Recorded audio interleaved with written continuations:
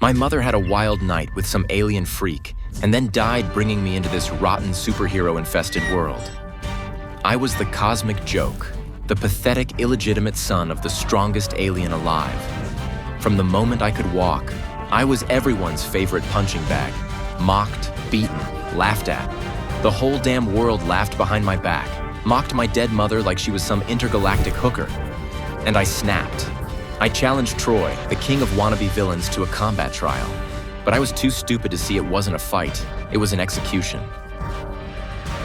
Stay down. I'll make sure your cute girlfriend will be screaming my name tonight. Quinn heard all over, but he picked himself up and faced the 7-foot-tall Troy. To many, Troy was the handsome star superhero of the Academy. To Quinn, he was his worst nightmare. Where's Jennifer? Clearly not by your side any longer. After I'd beaten you, by midnight I'm sure she'll have forgotten who you are. Talentless Talon. I may not have any superpowers, but what I have with Jennifer is real. Troy levitated into the air. Balls of fire danced above both his palms. Great. Why don't you use your feelings and I use my superpower? And let's see who wins the Apex tournament. If you can defeat me, I won't lay a finger on Jennifer again, even if we both know she'll be begging me for it. Quinn could not contain his rage anymore. He lunged at Troy with nothing but his naked fists. Half of his shirt had been reduced to ash, revealing a skinny, pale chest. Ember atop his head burned through his hair. Troy was thrice his size, literally, but Quinn fearlessly attacked. He swung his fist in the middle of the arena boxing ring, but Troy simply smiled. A blast of fire shielded Troy and sent Quinn flying. Before Quinn could rise, Troy leapt into the air and slammed his body down on Quinn. He put the weak freshman in a chokehold. Look who's shown up. Troy whispered in Quinn's ear. Quinn's eyes darted out of the boxing ring, where he found Jennifer looking back apathetically. Jennifer? Troy and his friends did something to you, right? Did one of them use telepathy? I promise I'll save you. Save me? No, Quinn. 1, you can't save me. And 2, I don't need saving. We're done, Quinn. I'm with Troy now. Why? We've been friends since we could walk. We've been dating for 10 years. I thought everything was good. Why did you cheat on me? Everything was good? Did you know how difficult it was being the girlfriend of the biggest loser in the Academy? You're powerless, Quinn. Look at yourself. You can't protect yourself, much less put up a fight. This was your last chance to prove yourself against Troy. But look at yourself. What a pathetic showing. Quinn felt Troy's chokehold tighten. He flailed, trying to release himself, but Troy's grip was steel. Yield already. You know you want to. Just tap out. Quinn refused to. He squirmed like a little worm and the whole stadium burst into laughter. Jennifer shook her head. This isn't right, Jennifer. He was losing consciousness, but he still refused to tap out. He had some fight left in him, but then a flaming fist slammed into his face. And the last thing Quinn remembered was Jennifer turning away. Disgusted, everything went black. Quinn had lost the match in humiliating fashion, but little did any of them know the tables would be turned very soon. Later that night, battered and bruised, Quinn reached outside his dorm room. He felt something poking on his leg. He yanked the jewelry box from his pocket. It was his grandmother's wedding ring. He was going to give it to Jennifer as a promise ring. He couldn't afford to marry her yet, but maybe in a few years. But now, it was worthless. Stupid ring! In a daze, he threw the velvet box down the hallway, and it crashed against the far wall. When he realized what he'd done, he snapped out of it. He ran to the end of the hallway and scooped up the ring. Thankfully, it was all right, still in one piece. So he stuck the naked ring in his pocket, but just then, his phone pinged with a message. The message was from an unknown number. To Quinn Talon from ISA Base 039G. You have 24 hours to pick up your belongings or they will be incinerated. An escort will arrive to pick you up at your home at 0800 hours. Quinn stared at the message. Maybe it's a scam. Regardless, he wanted to be ready for whatever happened, so he hurried home.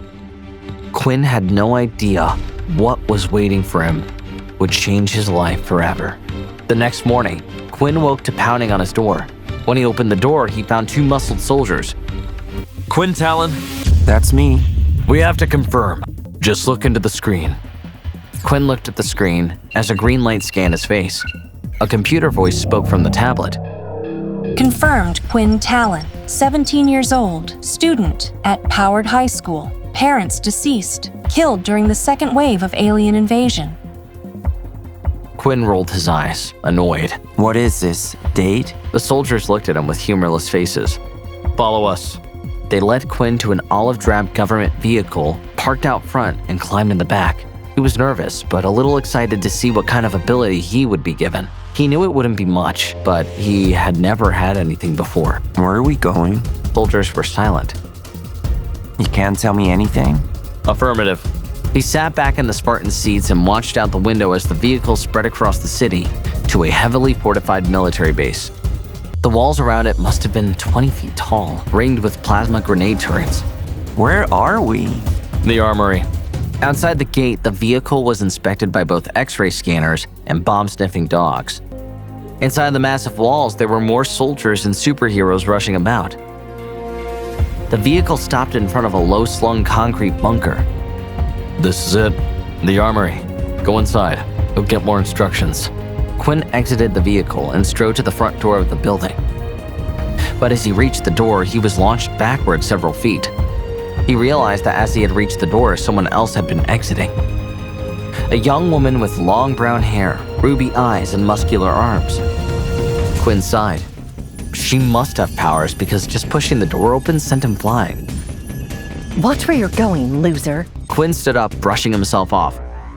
Sorry, I didn't see you. What do you mean you didn't see me? I wasn't using an invisibility cloak.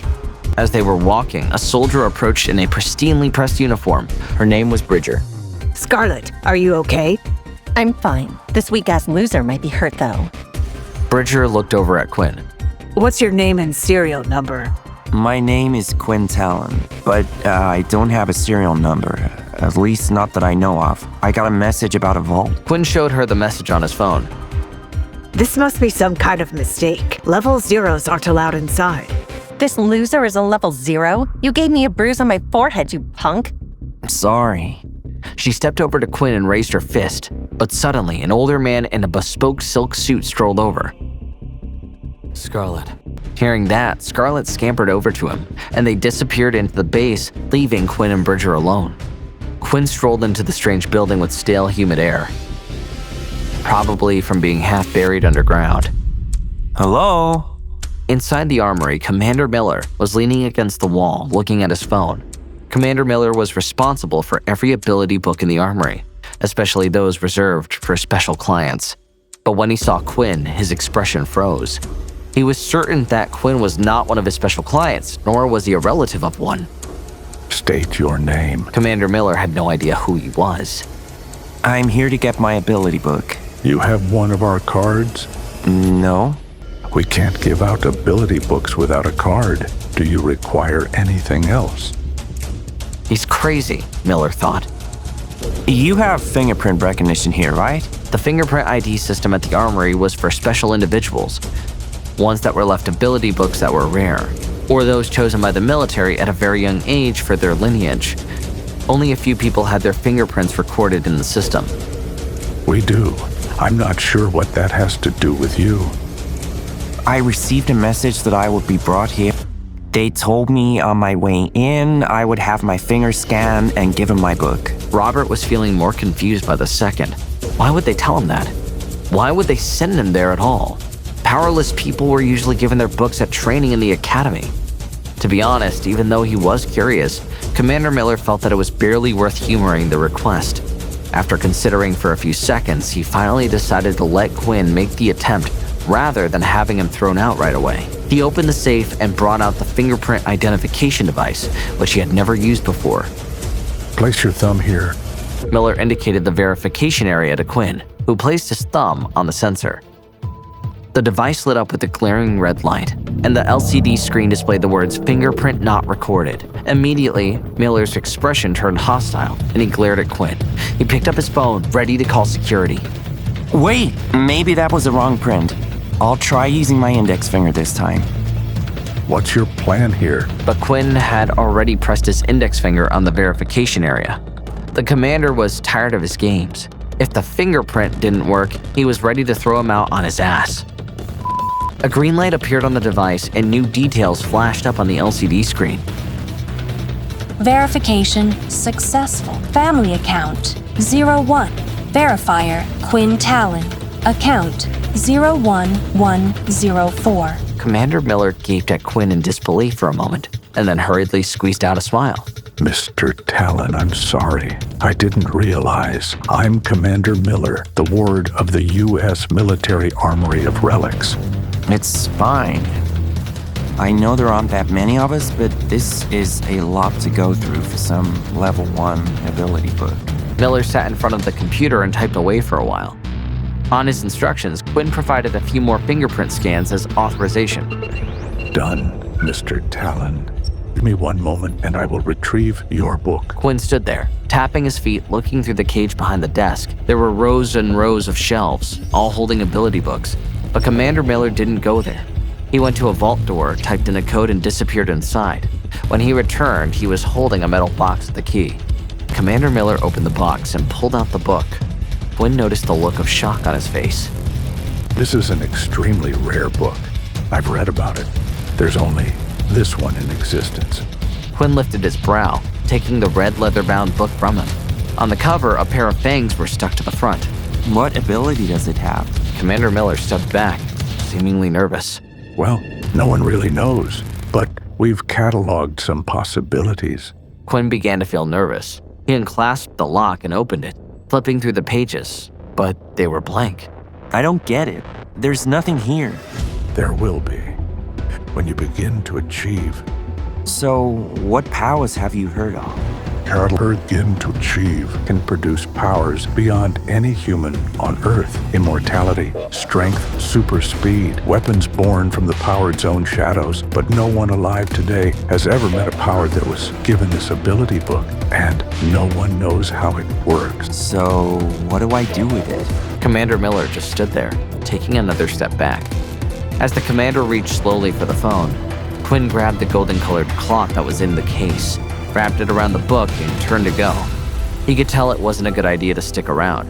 Thank you, Quinn yelled over his shoulder. Commander Miller hadn't even known that the book really existed, and now that he did, he knew someone higher up than him would want to know.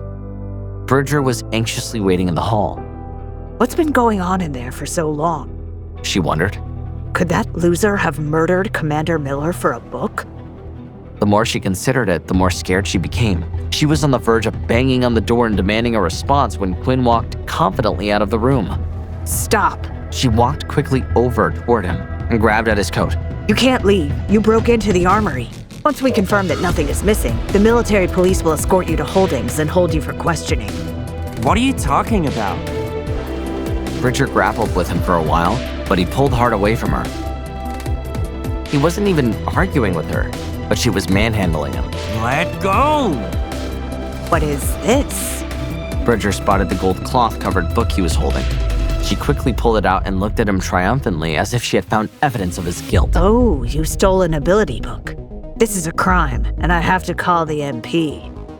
It didn't even cross her mind that the book could belong to Quinn. Quinn was sick of this woman. Don't you feel guilty about being a thief? She was even more determined. With the two of them creating such a scene, other soldiers started to walk over toward them, intending to help Bridger keep Quinn from getting away.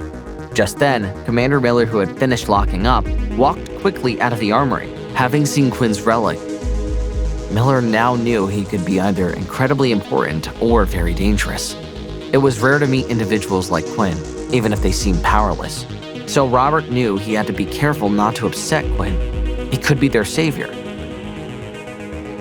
But Miller also knew if triggered, he could be their demise. He had no idea what that book would give to him. So when he saw Sergeant Bridger struggling with Quinn, he panicked. Bridger's expression was hostile, and Quinn was becoming very angry. She was an idiot who was playing with fire, and she might drag everyone down with her. Of all the armory's many patrons, why did she need to pick this one to try and remove? A simple flick of Quinn's finger could be enough to end both their lives. Stop! Commander Miller dashed between Quinn and Bridger. Before Quinn could speak, she waved the gold cloth in the air. Commander, look, he stole a book from the armory. Surely Commander Miller would be happy with her for preventing theft. He was the most respected officer on the base, a veteran of the invasion, and keeper of their ability books. He could get her off of desk duty once and for all. Commander Miller's face had always been a little glum, but as she watched, his expression grew darker and darker. Before she could figure out why, she was startled by his explosive roar, leaving her entire body trembling. Let go of Mr. Talon. As he yelled, Commander Miller knocked the gold cloth out of her hand, and she was so scared that she let go of Quinn. The commander pushed her aside and bent down to pick up the cloth. Mr. Talon, I'm very sorry. I haven't trained Bridger properly. I do apologize. As the others looked on in amazement, Sergeant Bridger was stunned. She couldn't believe that the book could actually belong to someone like Quinn. It's not your fault, Commander Miller. Thank you, Mr. Talon. Why are you just standing there? Apologize to Mr. Talon immediately. The young man standing in front of them was holding a gold cloth level ability book. It made him valuable and dangerous. The sergeant immediately bowed her head at Quinn. Mr. Talon, I'm very sorry for my rude behavior. I made a mistake, created a fuss over nothing, and put my hands on you. It was my fault, and I will reflect on my behavior. Quinn ignored her and walked away. Mr. Talon, the commander called after him. If you ever need anything, just give me a call, and I'll do my best to help. And as a suggestion, I would keep quiet about what you have received. In fact, I wouldn't tell anyone. Quinn nodded nervously. He didn't understand what could possibly be so important about a book with nothing in it, but it had spooked a war veteran, so he figured he should probably listen, at least for now. Oh shit, I'm late. He sprinted out of the armory and base and hailed a taxi. It was the last day of classes, and despite whatever mystery he held in his hands, he had to finish his classes. What Quinn didn't realize was the book he held might have made him the most dangerous being alive. As Quinn rushed across campus, he accidentally stepped into a puddle, splashing mud all over his legs. Damn it! But he didn't have time to change or clean off his legs. He hurried into his classroom, where Mr. Morgan was already standing at the podium lecturing. Mr. Morgan spotted Quinn out of the corner of his eye, and a hint of disappointment flashed across his face. Feeling guilty, Quinn lowered his head. Of all his teachers, Mr. Morgan was his favorite. The other teachers tended to ignore Quinn because he had no powers, and some even openly mocked him. Only Mr. Morgan treated him like any other student. Quinn slipped quietly into a row of desks at the back of class. He suddenly realized that all the students were staring at him, and he could hear them whispering. He isn't usually this late. Hell must have frozen over. Look at his pants, they're filthy. Doesn't he have any clean clothes? Are you joking? It's not like he'd have the money for new ones. It looks like he'd just thrown on whatever he could find. Ugh, he looks homeless, someone whispered too loud. All right, silence everyone. Throughout the lecture, Quinn noticed that Mr. Morgan kept glancing at him, his eyes full of disapproval as if Quinn had failed to live up to his expectations. Eventually, the lecture was over. He packed up his textbooks and left. Jennifer. The voice came from the doorway. Everyone turned in the direction of the voice and saw Troy walking through the door and going straight to Jennifer. She stood and hugged him, pulling him in close to her body. Troy lowered his head and the two of them began to kiss.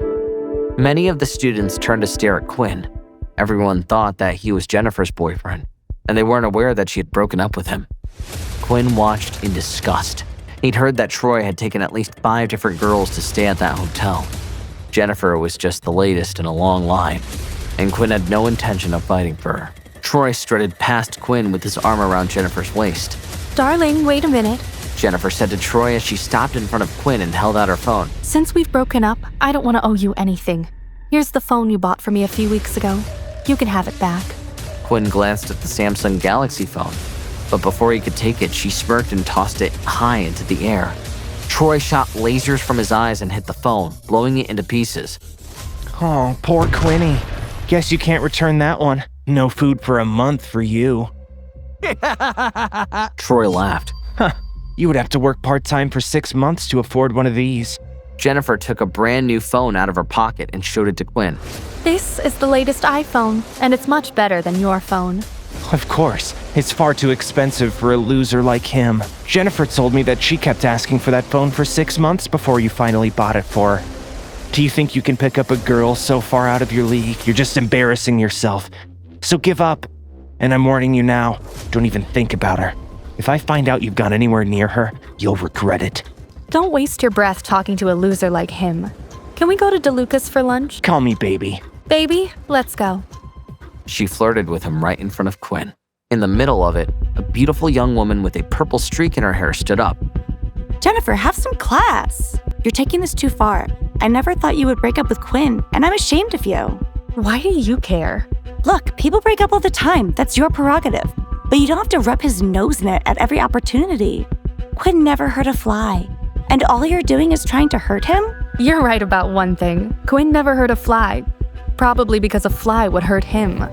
You're a heartless bitch, Jen. Just leave him alone. Why? Do you like him? This isn't about me. Yes, 1,000,000 times yes. What's so wrong about liking money and power? That's what makes the universe go round. She stuck her nose in the air and grabbed Troy's arm. Come on, baby. Let's go. These two urchins disgust me. Jennifer glared at Quinn and Layla and then swept out of the classroom with her head held high. You all right? Yeah, it's not the first time I've heard those things. Layla strolled over to him and hugged him. You're better off without her. You've seen her true nature, and she's not worth being upset over. Well, I'll be okay. Thanks for standing up for me. Come on, to celebrate from being free of that bitch, I'll treat you to dinner. Don't argue. How about a nice place somewhere off campus, like DeLuca's? DeLuca's was an upscale Italian restaurant, and only the most powerful students at the school could afford to eat there. It was also Jennifer and Troy's favorite place. Maybe another time? I don't want to bump into Jennifer. But one day, I'll take you out, okay? Inside, Quinn wanted to scream. This was his Achilles heel. He just didn't have the money to do what everyone else did. Seeing Layla's disappointment made him even more embarrassed. I gotta go, he said simply, and he hurried away. Little did he know, his whole life was about to change, and he could take Layla to any restaurant in the city. But not yet. For now, Quinn hustled back to his dorm. On his way, he got a message from his roommate, Borden. It read, Yo, it's official. I'm no longer single. See you at the room. Even during this painful situation, he still felt happy for Borden. That lucky son of a bitch, Quinn whispered to himself. As he raced through his building, he saw his other roommate, Peter. Did you see Vorden's message? Yeah, said Peter. Back at the room, they flung open the door and saw Vorden sitting on the bed with a girl holding hands. Vorden was a level 3, and he was strong and muscular too.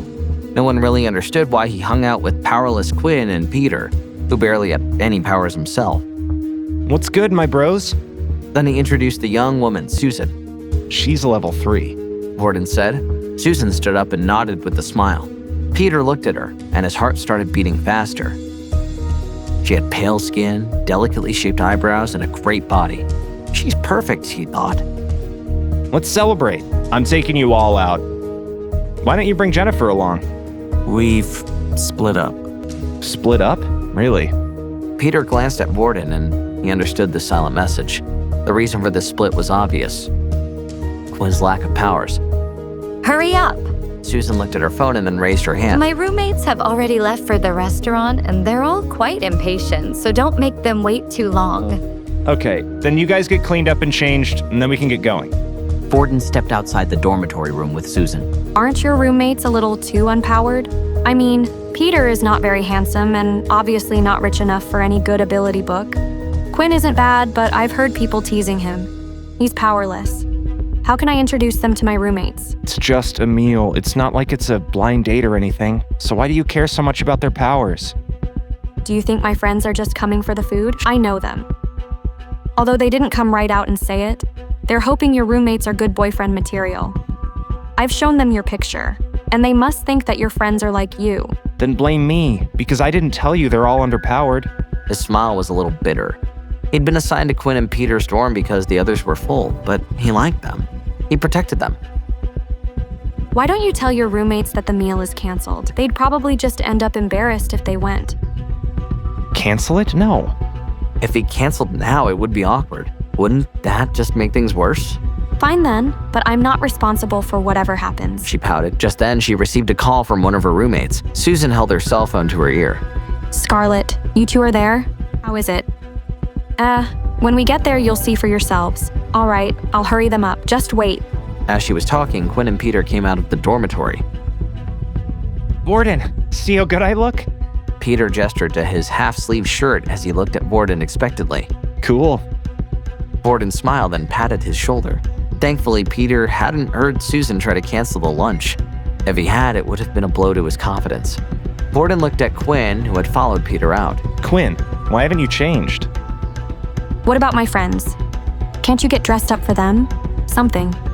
Quinn looks fine. What do you expect him to wear? He's not Borden, and he's never going to look like him. Susan shook her head. Her roommates were going to be very disappointed. This was going to be a disaster. Fine. But just don't bring up your levels, okay? Let's go. Scarlett and Stacy sat at a table in La Belvier. All of them were pretty, and it was clear they came from good families. Scarlett, a level 2 powered, had long hair that draped over her shoulders. Her skin was fair, and she had a small face with large sparkling eyes, a straight nose, and pretty pink lips. She looked like a beautiful princess straight out of a fairy tale. She was the prettiest of the 3 girls, and also the center of attention. Scarlett, there's a lump on your forehead. What happened? No. Stacy gestured to the small bulge on her forehead. Ouch. Scarlett touched the little mark, her sweet face looking a little angry. Don't remind me, Stacy. Remember how I said I went to the armory with my father to pick up my new ability book? Well, I met a powerless dumbass who got in the way of the door. Ouch. Did he at least apologize? The armory is usually a place only for the most powered, right? Scarlett used her phone to take a picture of her head and then checked it. Thankfully, the lump was not too obvious. She put her phone down and smiled at her friend. He did apologize. I was a bit stunned when I saw him there. You know what kind of people the armory is there for, right? You mean those with the strongest powers? So this guy didn't belong? Exactly. The armory only gives ability books to people who have special powers, a whole lot of money, or special circumstances. Scarlett confirmed. So he didn't belong there. Some people think that the weaker a person looks, the more powered they are. Stacy suggested. Which means he might be a powerhouse keeping a low profile. Scarlett, tell me all about him. Later on, when the sergeant came over, she found out that the guy didn't even have paperwork. I think he was just an idiot who went there thinking they'd give him something out of pity. Maybe he thought that just anyone could get an upper-level book. If I'd done that, I would have died from embarrassment. Stacy exclaimed. After all that, I didn't even look at him and just left with my dad. We'll see if he dares to try it again in the future, or if he dares to show his face anywhere. They might have thrown him in the brig for all I know. Probably better that way. The guy's not a child. Doesn't he have any common sense?